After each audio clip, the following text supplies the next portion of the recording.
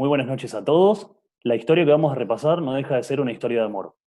Es la historia de amor de Dios, nuestro creador, para con su creación, nosotros que somos sus hijos. Y es interesante porque esta historia es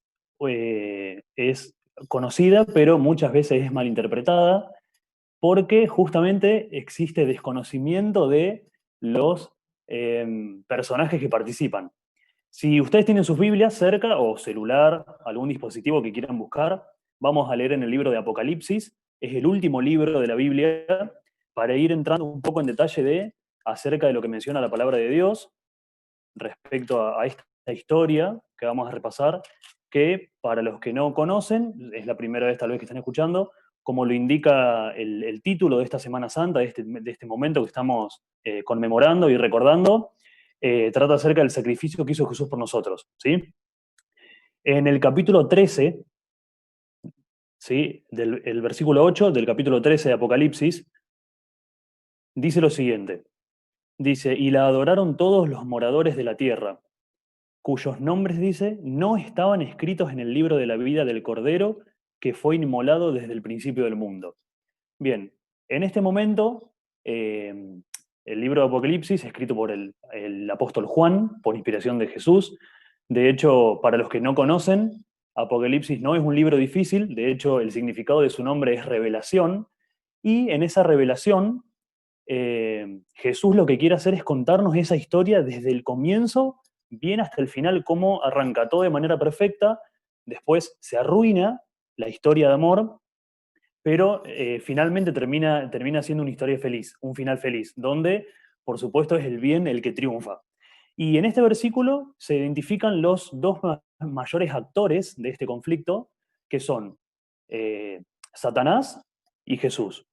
En Apocalipsis, cuando hace referencia al Cordero, como vamos a ver después, está haciendo referencia a Jesús, que fue quien tuvo que pagar el precio, ese rescate por nosotros. Ese precio fue con su vida. ¿Sí? Eso vamos a ir estudiándolo a lo largo de toda esta semana, con reflexiones muy cortitas, pero uno puede preguntarse eh, cómo fue que comenzó todo esto, ¿sí? ¿En dónde? Vamos a continuar buscando en la Biblia, siempre en la Biblia porque es la palabra de Dios, el libro de Salmos. ¿Dónde comenzó esto? El libro de Salmos. Vamos a ver dónde habita Dios. ¿Dónde habita Dios? No sé si alguna vez se preguntaron cuál es la morada de Dios. ¿Sí? Vamos a leer dos versículos, Salmos capítulo 11 y el versículo 4. Salmos capítulo 11, versículo 4, escrito por el rey David. Estos eran cantos, en su momento cuando se escribieron, eran alabanzas hacia Dios. Y él dice lo siguiente, Salmos capítulo 11, versículo 4. Dice, Jehová está en su santo templo. Jehová tiene en el cielo su trono. Sus ojos ven, dice, sus párpados examinan a los hijos de los hombres. O sea, David escribe que Dios tiene un templo en el cielo en el que está atento, prestando atención qué es lo que ocurre con sus hijos. ¿Sí? Y es interesante porque hay otro versículo en el libro de Salmos, pero esta vez en el capítulo número 102, si alguno de los televidentes nunca usó una Biblia, el capítulo es el número grandote, Salmos capítulo 102, y el versículo 19 y 20. ¿Sí? David continúa escribiendo y dice lo siguiente, porque miró desde lo alto de su santuario. Dice, Jehová miró desde los cielos a la tierra para oír el gemido de los presos, para soltar a los sentenciados a muerte. Y es interesante porque David habla de que Dios tiene un santuario en el cielo, un templo, su casa, donde se encuentra Él, y está atento, habla un momento acá en el versículo leímos en el versículo 20, que David menciona para dar libertad a los presos, dice, para soltar a los sentenciados a muerte. ¿Saben qué es interesante? Porque nosotros, desde que eh, nacemos con una certeza, que es la que en algún momento nuestra vida va a terminar aquí en la tierra, porque a través de una mala decisión del ser humano, que vamos a ver ahora en unos minutos, nosotros heredamos la muerte, como se conoce de nuestros primeros padres, haciendo referencia a Adán y a Eva, y nosotros tenemos que ser liberados del pecado, de la muerte, del poder de Satanás que nos quiere dañar. Y esa liberación, cuando habla acá en estos versículos del rey David, esa liberación vino justamente a través de Jesús, el personaje central de esta historia de amor y el personaje central de esta semana de reflexión. Y es interesante porque uno dice, bueno, pero ¿cómo puede ser que en el cielo, un lugar perfecto, un lugar ideal, se haya originado el mal? Bueno, hay algunas preguntas puntuales, por ejemplo, las profundidades de esa pregunta nosotros no la vamos a conocer hasta que Cristo mismo nos la revele, pero sí hay indicios de en quién se originó el mal. Vamos a buscar el libro de Ezequiel, el profeta Ezequiel, está un poco más hacia el final, avanzando en la Biblia, en el capítulo número 28, Ezequiel capítulo 28, y los versículos puntualmente vamos a leer desde el 14 al 17. En este momento, el profeta Ezequiel está hablando acerca de la función que tenía Satanás en el cielo, porque nosotros sabemos que él fue creado, al igual que nosotros, con la diferencia de que él fue creado en un lugar ideal y vamos a ver las consecuencias de las decisiones que tomó él. ¿Sí? Dice lo siguiente, tú, querubín grande, un querubín era un ángel muy poderoso que estaba en la presencia de Dios, dice, tú, querubín grande, protector, yo te puse en el santo monte de Dios. Dice, allí estuviste en medio de las piedras de fuego, te paseabas. ¿Sí? Podía tener acceso al cielo, a la morada de Dios. Dice, perfecto eras en todos tus caminos desde el día que fuiste creado, hasta que se halló en ti maldad. Perfecto hasta que se halló en él maldad. Pero vemos que no es casualidad la maldad. Dice, a causa de la multitud de tus contrataciones, fuiste lleno de iniquidad. Ahí lo que está haciendo referencia el profeta cuando cuenta por inspiración divina es que a través de las maquinaciones, de la malicia, de la envidia de Satanás, dice que fue lleno de iniquidad, o sea, de maldad.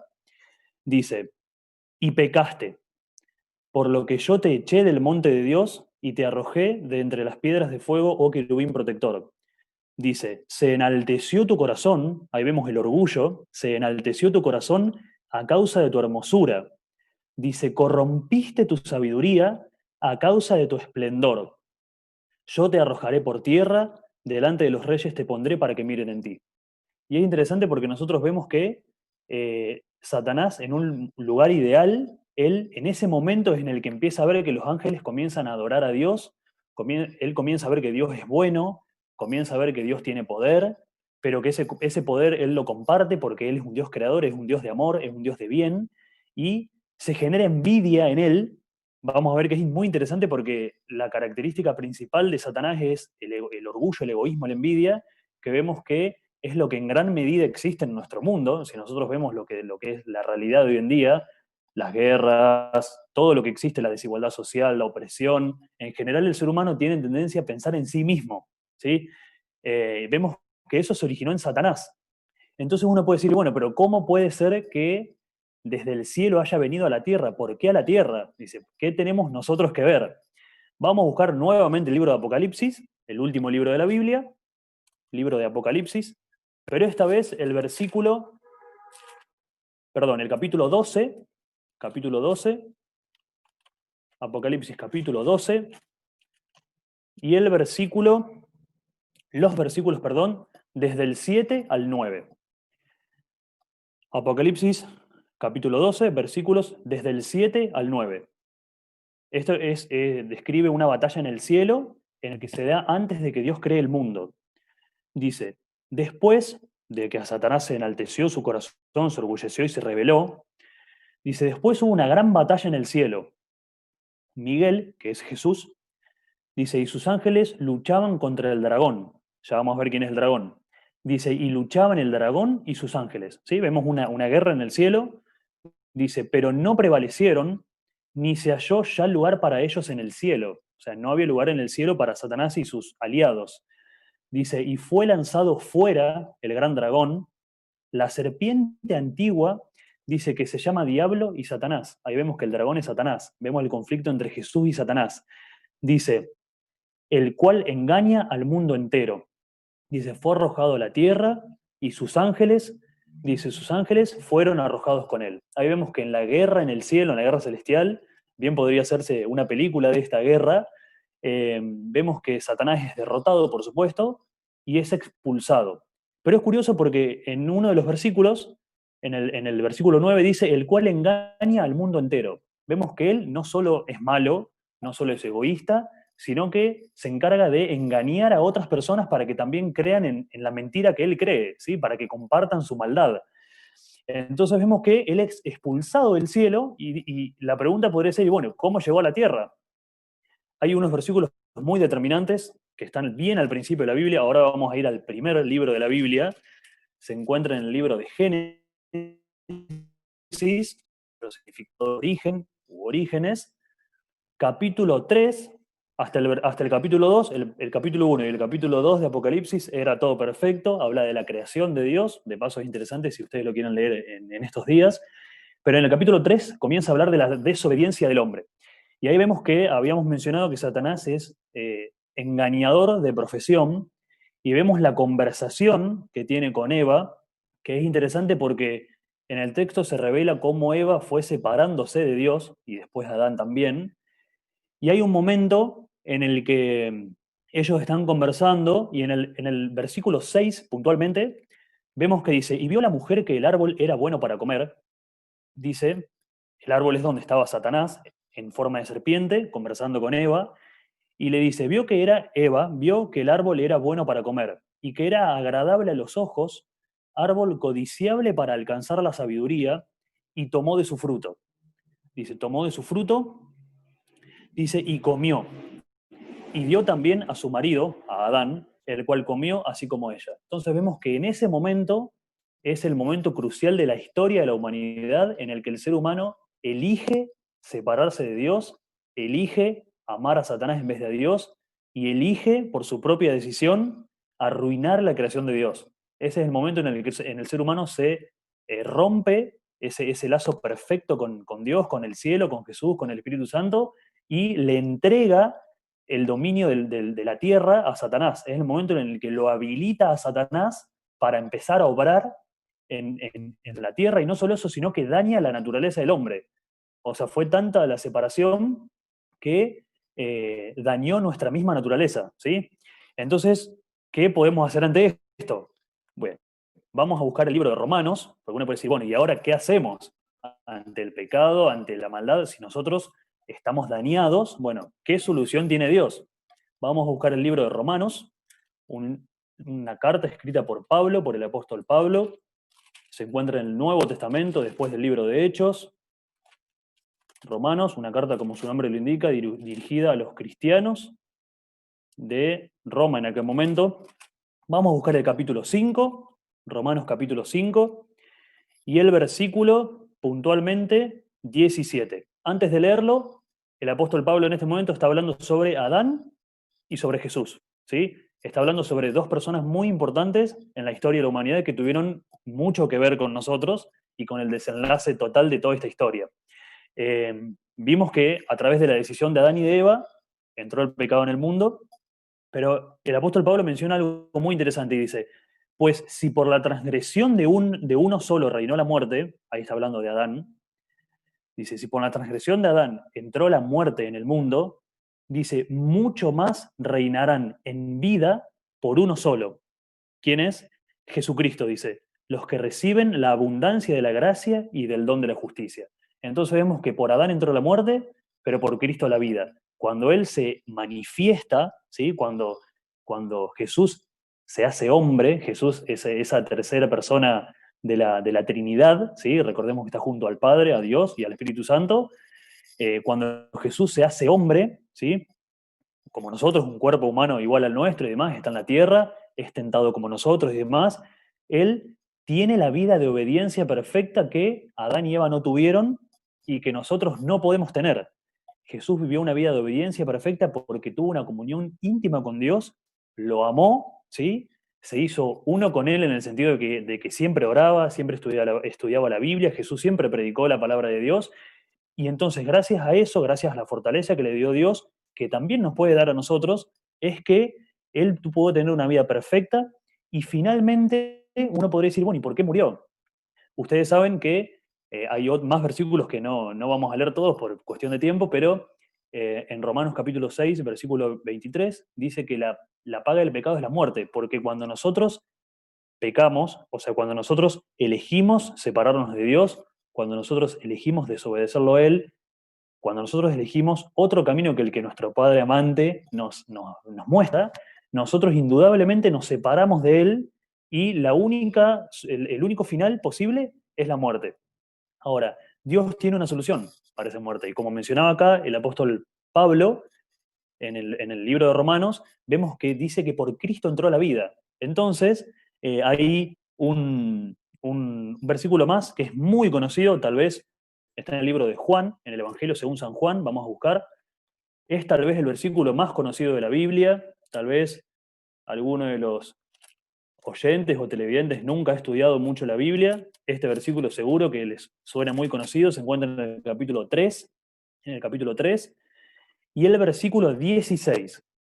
Dice lo siguiente, Juan capítulo 3, versículo 16. Dice, porque de tal manera amó Dios al mundo que ha dado a su Hijo unigénito, a su único Hijo, a Jesús. Dice, para que todo aquel que en Él cree no se pierda, mas tenga vida eterna. Después es interesante porque el libro, los siguientes versículos continúan mencionando que nosotros no podemos escapar de la muerte temporal, la muerte de la tierra, por supuesto, eh, pero sí podemos tener vida eterna. Ahí Juan escribe, por inspiración divina, que dice que Dios tiene solución incluso para la muerte. Yo no sé si alguna vez has tenido que sufrir la pérdida de algún ser querido o algún momento de demasiada dificultad.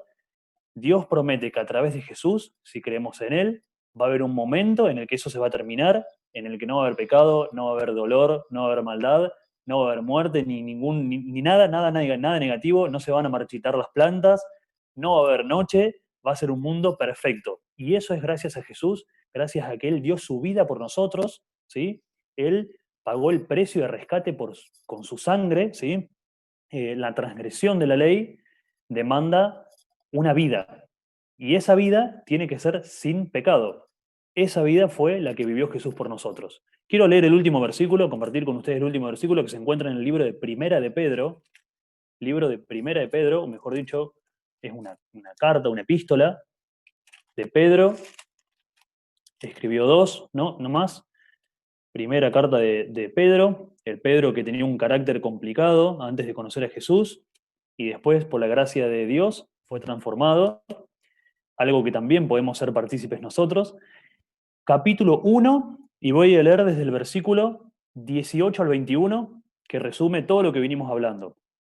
Dice lo siguiente, Primera de Pedro 1, 18 al 21, dice, sabiendo que fuisteis rescatados de vuestra vana manera de vivir, nuestra mala manera de vivir, nuestra manera de vivir que hay veces que no es buena, dice, la cual recibisteis de vuestros padres, ¿sí? O sea, haciendo referencia a lo que mencionábamos hoy de Adán, que él, a través de esa decisión arruinó todo lo que viene después. Entonces dice, sabiendo que fuiste rescatados, dice, no con cosas corruptibles como oro o plata. O sea, Dios no pagó un precio material por nosotros, dice, sino con la sangre preciosa de Cristo. Dice, como de un cordero sin mancha y sin contaminación, porque Jesús no pecó. Dice, ya destinado desde antes de la fundación del mundo, pero manifestado en los postreros tiempos por amor de vosotros. Dice, y mediante el cual creéis en Dios, que le resucitó de los muertos y le ha dado gloria para que vuestra fe y esperanza sean en Dios. Ahí vemos que el amor es una línea constante y que nunca se cortó a través de toda la historia de la humanidad, incluso antes y después. Vemos que Dios crea el mundo por amor, vemos que dio su Hijo por amor, es lo que está diciendo aquí el apóstol Pedro, dice, por amor Dios dio a su Hijo, dice que estaba predestinado desde antes de la fundación del mundo. Ahí vemos que Dios, desde antes de crearnos, dijo, bueno, si mis hijos, los seres humanos, eligen dejar de amarme y eligen dejarme de lado y desobedecer y elegir seguir a Satanás, el engañador, yo tengo un plan para que ellos puedan volver a mí, para que ese daño que aparentaba ser irreparable pueda repararse y pueda tener solución. y vemos que eso significó ni más ni menos que la entrega de su único hijo para que Él venga a vivir de manera perfecta por nuestro lugar y así finalmente cumplir pagando el precio con su vida en la cruz. Entonces vemos, queridos amigos y oyentes, que Dios nos ama, nunca jamás dudemos de eso, nunca se aparta. Hay veces que nosotros podemos apartarnos de Él, pero Él nunca se aparta. Así que la invitación es para que nosotros conozcamos un poco más esta historia de amor, donde sin lugar a dudas hay momentos tristes, hay momentos que no entendemos, hay cosas que tal vez no vamos a verle solución hasta que Cristo vuelva como Él prometió. Pero la invitación que les quiero hacer esta noche es que no solo a través de esta semana, sino a través de siempre nosotros podamos tener una Biblia, podamos conversar y podamos conocer a Dios que tanto nos amó y tanto hizo por nosotros.